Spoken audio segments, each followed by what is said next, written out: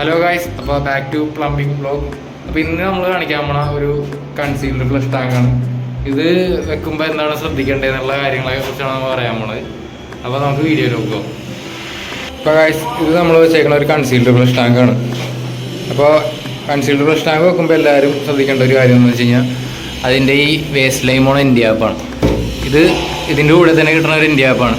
ഇത് എപ്പോഴും ഇതിൽ നമ്മൾ വെച്ചേക്കണം. കാരണം എന്താണെന്ന് വെച്ച് കഴിഞ്ഞാൽ ലെജ്വാളും അതേപോലെ തന്നെ ടൈലൊക്കെ ഇട്ട് കഴിയുമ്പോൾ അതിൻ്റെ പശയും കാര്യങ്ങളൊക്കെ ഇതിൽ കയറി ബ്ലോക്ക് ആവും. അപ്പോൾ അതുകൊണ്ട് നമ്മളെപ്പോഴും ഈ ഇന്ത്യ ആപ്പും മസ്റ്റാണ്. അതേപോലെ ഈ ഫ്ലഷിൻ്റെ ഇന്ത്യ ആപ്പും ഈ 4 ഇന്ത്യ ആപ്പും മസ്റ്റാണ്. അതേപോലെ തന്നെ നമ്മൾ നോക്കേണ്ട ഒരു കാര്യമാണ് ഈ റാഡിൽ നമുക്കെപ്പോഴും ഒരു കവറ് നമുക്കുണ്ടാവും. ഈ ഒരു ഈ കവർ നമ്മളെപ്പോഴും ഇട്ടിട്ടുണ്ടായിരിക്കണം. അല്ലെങ്കിൽ നമ്മൾ ഈ ഫിറ്റിങ്സിൻ്റെയൊക്കെ നേരം വരുമ്പോൾ ഇതിൽ നമുക്ക് നെറ്റിടാനൊക്കെ ഭയങ്കര ബുദ്ധിമുട്ടായിരിക്കും. കാരണം ഈ പരിക്കനും ഈ ടൈലിൻ്റെ വശയൊക്കെ കയറി കഴിഞ്ഞ് കഴിഞ്ഞാൽ നമുക്ക് നെറ്റിടാൻ പറ്റില്ല. അപ്പോൾ അതേപോലെ തന്നെ ഈ 2 കവറും നമ്മൾ ഇട്ടിട്ടുണ്ടാവണം.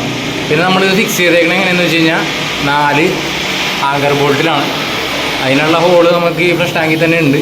അപ്പോൾ അതും ഒന്ന് സെറ്റ് ചെയ്ത് വെച്ചേക്കുക. എന്നാലും നമുക്ക് കുറച്ച് സ്ട്രോങ് ആയിട്ട് കിട്ടുള്ളൂ. അപ്പോൾ നമ്മുടെ പുതിയൊരു വർക്കാണിത്. ഏകദേശം 8,000 രൂപ അടുത്ത് വരെ ഉണ്ട് ഈ ഫ്ലഷ് ടാങ്കിന്.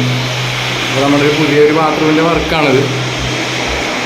അപ്പോൾ വീഡിയോ ഇഷ്ടപ്പെട്ടെങ്കിൽ ഒന്ന് ഷെയർ ചെയ്തേക്കുക, ഒന്ന് സബ്സ്ക്രൈബ് ചെയ്തേക്കുക.